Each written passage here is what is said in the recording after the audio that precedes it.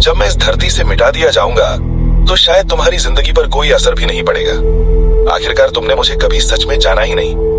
हो सकता है मेरी एक झलक कुछ सेकंड के लिए तुम्हारे मोबाइल स्क्रीन पर आ जाए, लेकिन वे कुछ पल इतने नहीं होते कि तुम देख सको कि मैं दिन रात जंगल की रखवाली कैसे करता हूँ। मैं एक चीनी पेंगोलिन हूँ। मैं हर साल लगभग 7 करोड़ चींटियां खा जाता हूँ और चुपचाप सैकड़ों एकड़ जमीन को नष्ट होने से बचाता हूँ। मिट्टी खोदने की वजह से मेरी मौजूदगी से जमीन की उर्वरता भी बढ़ती है। मेरी जीभ मेरे शरीर से 1.5 गुना लंबी होती है। हर हमले में मैं सैकड़ों चींटियों को पकड़ सकता हूँ और कीटों से जंगल की रक्षा करता हूँ। मेरे नथुने और कान मजबूत मांसपेशियां झिल्लियों से ढके होते हैं। यहाँ तक कि मेरी आंखों पर भी विशेष सुरक्षा परत होती है। इतना ही नहीं, मेरा पूरा शरीर हजारों कठोर शल्कों से ढका होता है। खतरा आने पर मैं खुद को एक मजबूत लोहे की गेंद में बदल लेता हूँ। शेर भी अगर मुझे बार बार काटे तो वो मुझे नुकसान नहीं पहुँचा पाता। लेकिन बाद में मुझे समझ आया कि जंगल के जानवर कभी मेरे असली दुश्मन नहीं थे। असली खतरा तो वे इंसान हैं जो सभ्यता के शिखर पर खड़े हैं। मेरे पूर्वज 8 करोड़ साल पहले हुए डायनासोरों के महाविनाश से भी बच गए थे, लेकिन आज मुझे मानव सभ्यता की लालच भरी दुनिया में गिरना पड़ रहा है। कब ऐसा हुआ कि मैं जंगल का सम्मानित रक्षक था और आज धरती पर सबसे ज्यादा बेचा जाने वाला जानवर बन गया?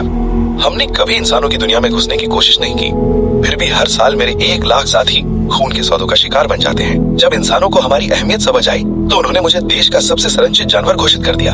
लेकिन भारी मुनाफे के सामने यही सुरक्षा हमारी मौत को तेज करने का कारण बन गई। मैं सोचता था कि मेरा मजबूत शरीर हर खतरे से मुझे बचा लेगा, लेकिन मैंने कभी नहीं सोचा था कि इंसान मेरे खाने में दवाइयां मिलाकर मेरी मांसपेशियों को शिथिल कर देंगे। मेरी माँ ने मुझे जन्म दिया और इंसानों ने सिर्फ 5 मिनट में मेरी जिंदगी खत्म कर दी।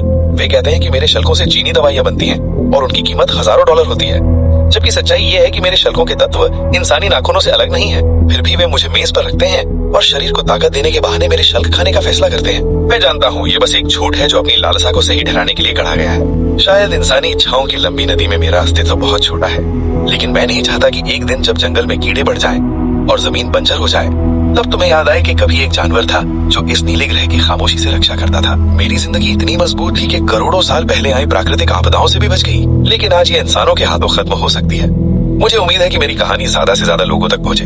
अगर सिर्फ 1 लाइक भी मिले तो शायद वो पत्थरों में उठी 1000 लहरों जैसा असर करे। नेक दिल इंसानों, कृपया याद रखो, जहाँ व्यापार नहीं होगा वहाँ हत्या भी नहीं होगी। मुझे आधुनिक सभ्यता की इस दुखद कहानी का नायक मत बनने दो।